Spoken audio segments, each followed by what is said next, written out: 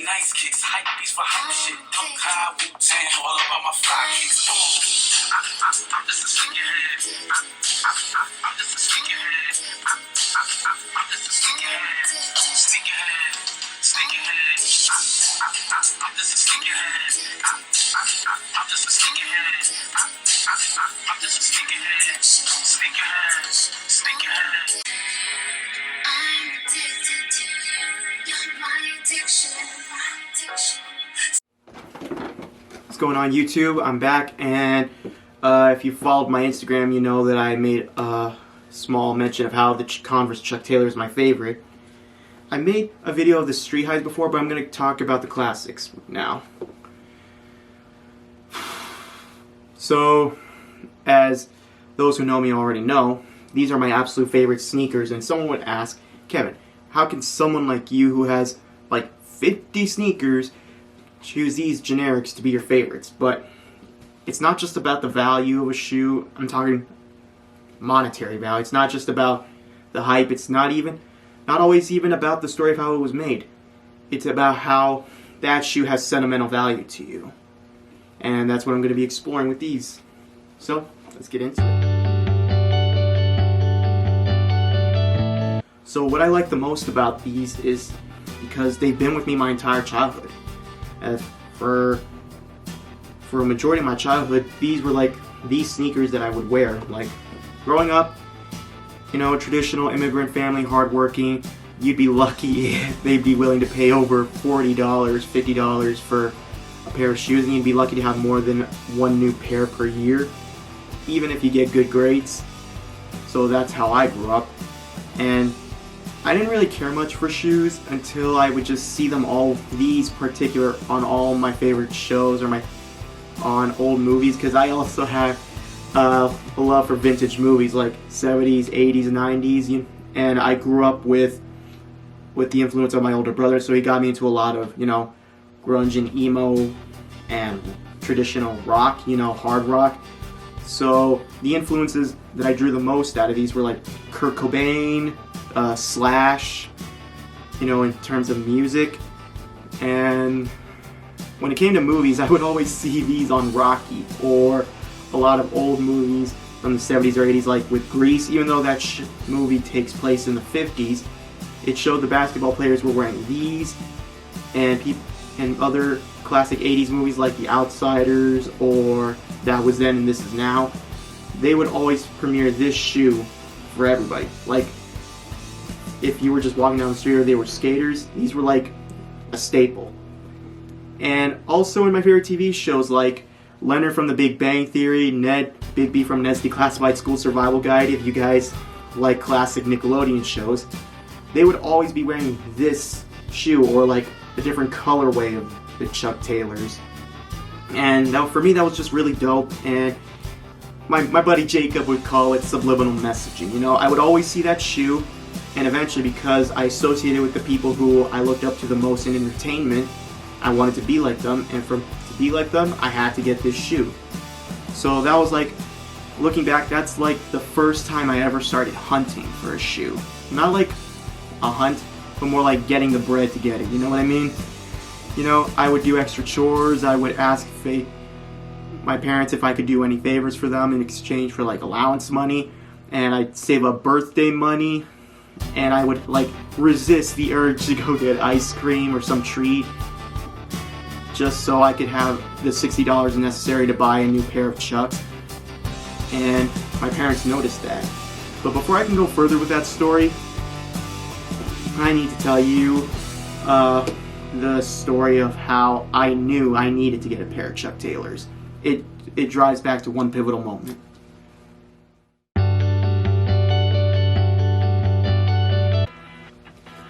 So, how it began for me was that because my parents were not willing to pay $60 for a pair of Chuck Taylors, they would get me these They got me these Levi sneakers from Old Navy that resembled them, and I really thought they were the legit. You know, I didn't pay attention to the logo or on the heel.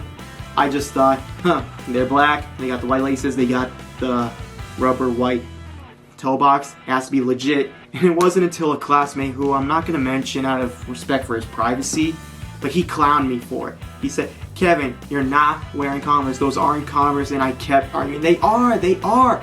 But then he showed me how it needed the Converse All-Star logo and also on the back heel, and they didn't have it. It had Levi's, and I felt so embarrassed. Like, if you grew up in those kinds of neighborhoods and that situation where you'd be clowned for having like knockoffs or shoes that you think are this kind of silhouette but they're not, you'd be pretty embarrassed, you know. I felt very embarrassed, and for a while I held a grudge against that classmate until I realized he was right, and that's when I really put myself to like doing work and trying to save up the money needed for this. And my parents noticed how much I wanted this shoe, you know, and they saw how determined I was to get the real thing, not anything off brand.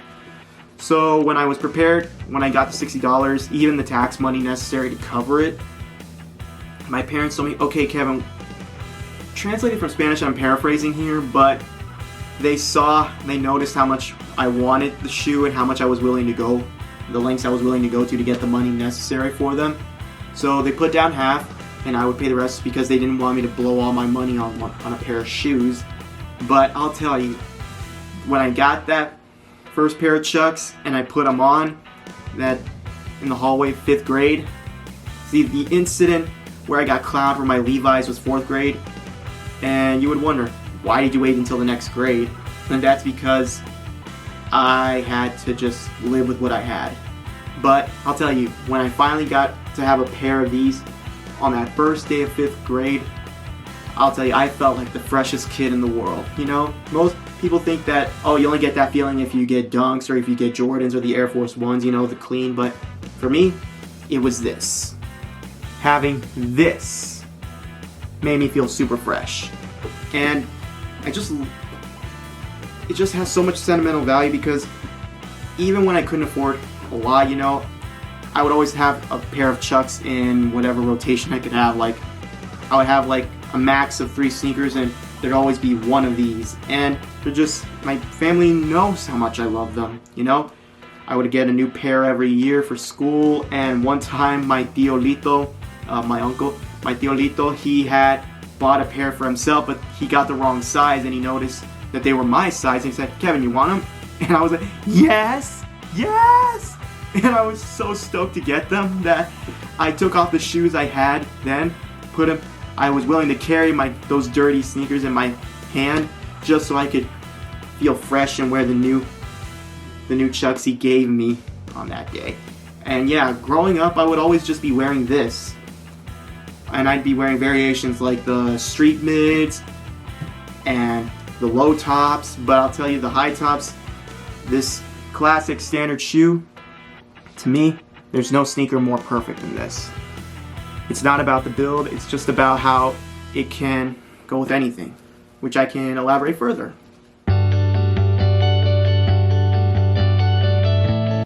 Alright, so you know how when you get a new shoe, you just like, oh man, I got this cool shoe, but I don't know the first thing about styling it. I try wearing it with the way I normally wear my clothes, and I look like a doofus. Yeah, but with the Converse Chuck Taylor, you don't need to go above and beyond to style these, you know. You can just put them on and be ready to go. They go great with joggers, they go great with jeans, they go great with sweatpants, you know.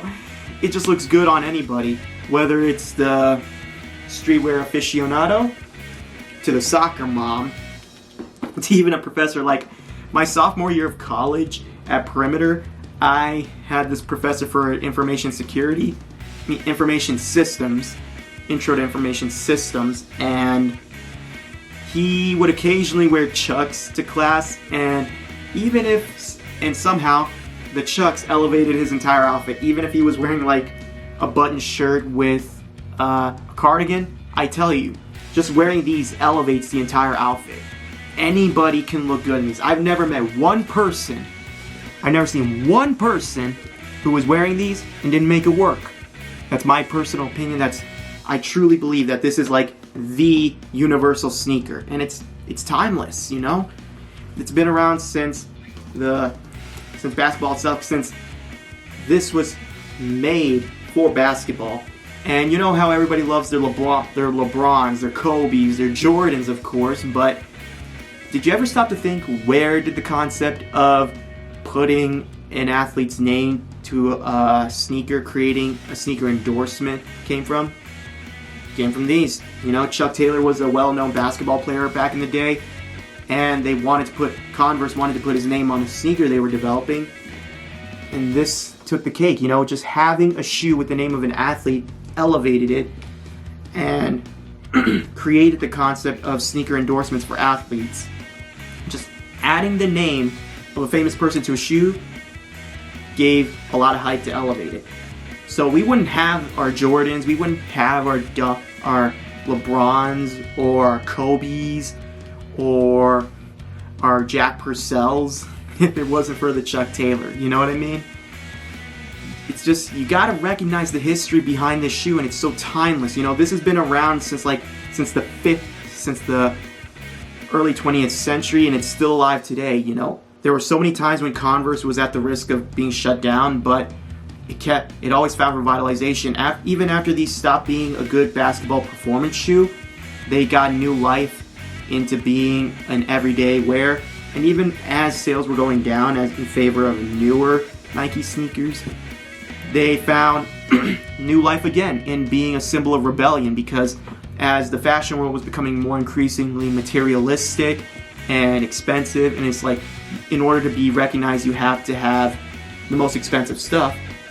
People like Kurt Cobain, people like the rockers and the metal artists and the emos, they found rebellion in this sneaker because it symbolized where, like, you do not need a lot of money to look stylish. And actually, we're rebelling against the increasing materialistic world of fashion by wearing this sneaker, you know? And when you think about it, it's just transcended so many different genres, you know? Like rock music, you have Kurt Cobain and you have Slash. And with hip hop, you know, you have Ice Cube, you have Snoop Dogg. You know, if you paid attention to the halftime show that Snoop Dogg did with Dr. Dre, Kendrick Lamar, and Eminem, Mary J. Blige, and 50 Cent, it was Snoop Dogg who was wearing a dope tracksuit with some Chucks. Because, you know, the Chuck is known as an LA sneaker. And that was another reason why I got into these, because I was heavily influenced by my cousins who live in LA. And for there, you know, it's pure Vans Skate Highs, Nike Cortezes, and these over there on the streets, you know. This is the LA shoe, and even if you didn't have a lot of bread, you could always have a pair of Chucks to make yourself look fresh, you know. It stands the test of time. And finally, you know how a lot of sneakerheads insist on keeping their sneakers clean, and I get that, that's what I do, even with my Chuck Taylors, but this is a sneaker that looks better the more you beat it. Like, I clean my sneakers for the sake of, you know, because I'm a bit of a clean freak, and for the sake of preserving the life of the shoe. But the more you beat this, the more smoked it gets. It just looks good, you know. It looks good no matter whether it's clean or whether it's smoked. It just looks great always, you know. And if you don't believe me, go to Kurt Cobain, go to Zendaya on her show Euphoria, where she's wearing insanely beat up Chucks. They just still look great no matter how trashed or clean they are. Whereas some shoes, they have to be super pristine, like the white on white Nike Air Force One. I know there's a difference of opinion about that, and I'm of the opinion where, like, a bit of dinge and dirt and wear on it's okay. But when it gets really super beat and smoked, where the soles are turning yellow, yeah, it looks completely ugly. But with these, it looks good no matter what. I mean, Johnny Knoxville, on his episode of Sneaker Shopping, he had a pair of Chucks that he's had for years, so worn that the outsole was just regularly coming off. But it still looked super fly, you know? Those are just so many reasons why I love this Chuck Taylor. It reminds me of, and what I was just about to say, it reminds me of my childhood, because in a way it also reminds me to humble myself, because it reminds me to never forget where I come from. I didn't come from a lot of money, I didn't come from a lot of bread, but I always found a sense of like camaraderie and some form of style with this sneaker, you know. And that's why out of my collection of 50 sneakers, 11 of these are Chuck Taylors. Like, I have one pair of these standard highs, then I have 5 pairs of the 70s highs, and 5 pairs of the street highs, which were actually some of the first shoes I got when I finally got the bread to start building a collection. Actually,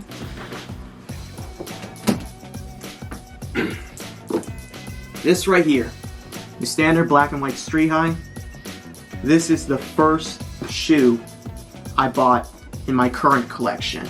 This is the shoe that started all when I had my money from Waffle House, my Waffle House job, and I managed to realize, wow, I'm making this much bread, I can actually buy this sneaker and not freak out about my finances. And when I did, I just felt awesome, and I bought more, and I just finally found the freedom to finally start expressing myself through shoes like I always wanted. But it was the Chuck Taylor that got me that interested in shoes, and see how much confidence a pair of shoes can do to someone. So that's why this is always going to be a staple in my collection. It's just never gone out of style for me. I don't think it goes out of style, period. You know, this is like a standard for any streetwear enthusiast or casual wear enthusiast. You gotta have this in your rotation or your collection. For me, this is just the most perfect sneaker ever made, hands down. I hope you like my little discussion about the Chuck Taylor, and this comes of a bit of another reflection of what I truly believe to be a mantra.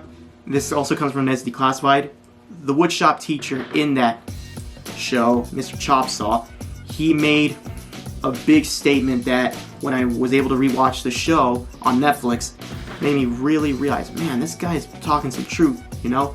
Because everyone's wanting to be up to date with the latest fashion, but here's what he says. Fashion is crud.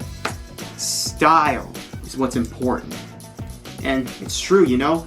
Everybody has their own style. Keeping up with all the latest trends puts too much strain on your mind, on your self-esteem, on your finances, and it's just not worth putting yourself through all that pressure for something so materialistic. And I know it sounds rich coming from a person who is in a culture that has a materialistic attribute to it, but a lot of my style is just pretty much consistent, you know? My standard jeans, my joggers, hoodies, oversized sweaters, oversized t-shirts, and some basic sneakers, you know? I don't really, and flannel shirts, you know? That's always been what I would gravitate towards when I was growing up, you know? It's a reflection of who I am, and it's a way I humble myself, and there is that high fashion element that's really steeping into streetwear, but I really believe that this is my style, this is what I love, this is what says this is who I am, and that should be a mantra for everybody, you know? There, I just showcase a big part of my style, you know? I also like a lot of modesty, because it's not just because I'm a Muslim, but also because I kind of prefer to not show a lot of my skin. And yeah, there's that element of fashion which says you gotta reveal more to look better, but no. Be confident enough in your body that you don't need to show it to prove anything to anyone. You know? Just wear what feels comfortable to you and reflects who you are and your principles. You do not have to sacrifice your identity for the sake of looking good. In the end, it's subjective. All this what's good, what looks good, what doesn't is subjective, you know? In the end, what might look good for someone else might not be what looks good for you, what doesn't feel like you. And there's nothing wrong with that. Anyways, I'm very glad you could all stick around. And I just say this again to everybody who might struggle with this. Fashion is crud. It's trendy, and trends never last. Focus on having your own style, which says this is what you would wear. And I'll leave it at that. Thank you, YouTube, for hearing me out. And I hope to make another video soon. Bye.